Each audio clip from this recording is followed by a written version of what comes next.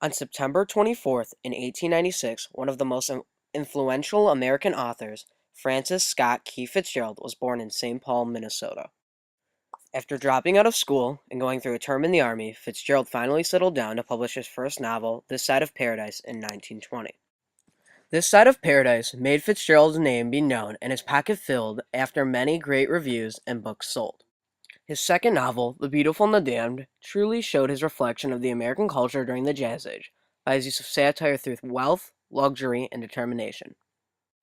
Finally, after moving to France, Fitzgerald wrote The Great Gatsby. Although it was a great portrayal of the era in which he lived, the book was a financial failure.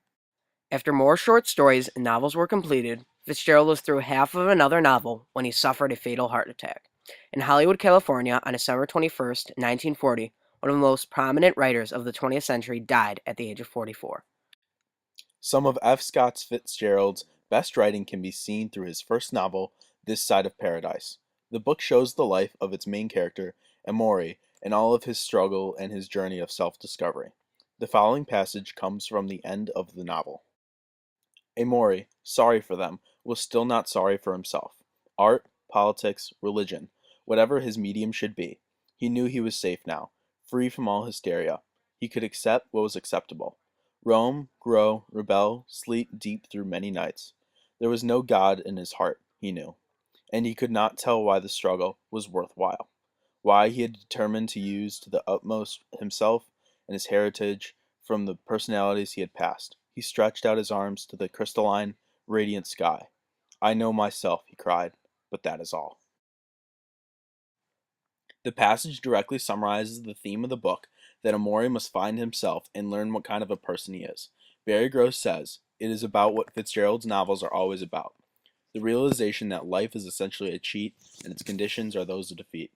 The redeeming things are not happiness and pleasure, but the deeper satisfactions that come out of struggle. Throughout the book, Fitzgerald uses his words very carefully and delicately, writing what he really means, which makes readers able to understand Fitzgerald's writing style.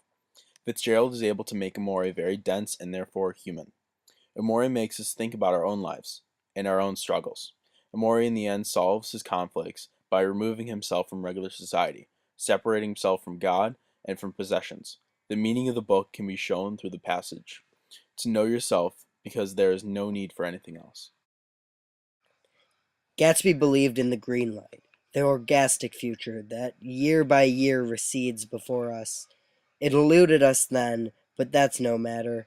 Tomorrow we will run faster, stretch our arms out farther. And then, one fine morning, so we beat on, boats against the current, borne back ceaselessly into the past. The Great Gatsby is a historical fiction novel taking place during the times of Prohibition and the Jazz Age. Fitzgerald's novel features carefully written paragraphs with pieces of symbolism and figurative language.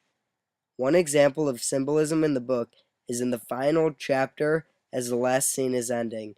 The green light symbolizes the future, but is literally the green light at the end of his dock on the New York shore. F. Scott Fitzgerald displays figurative language in this excerpt from the novel.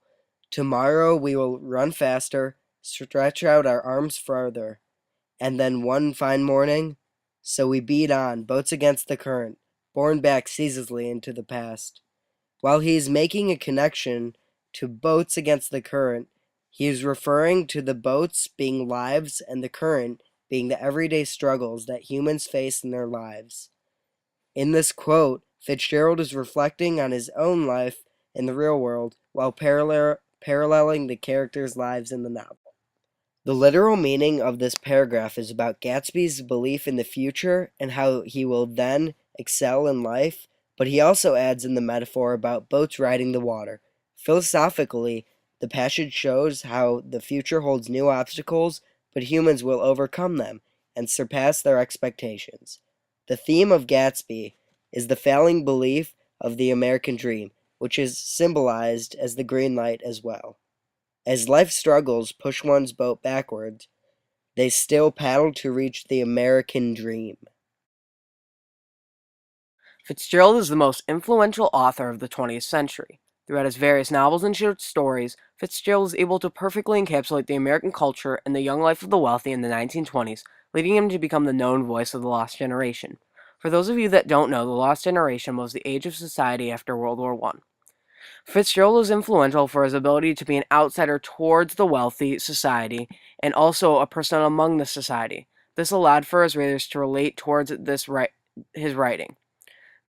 Many believed Francis to be very impactful in the world of literature. For example, T.S. Eliot, a very influential poet, even said Fitzgerald's Gatsby was the first step that American fiction has taken since Henry James. Furthermore, Fitzgerald was known for his meticulous writing style in most of his writing, but his work in The Great Gatsby was the most influential because of the number of books and authors who have mimicked so many parts of it. For example, Jack Finney and Kenneth Miller expressed elements of romance and discovery found in Gatsby applied in their novels Black Money, Marion's Wall, and more. Additionally, a lot of authors have mimicked Fitzgerald's writing style. For example, William Stryton imitated Nick's guest list from Great Gatsby in his novel Lie Down in Darkness. We learn about the guests at the main character's wedding. Also, Fitzgerald had an impact on the novel The Hotel New Hampshire.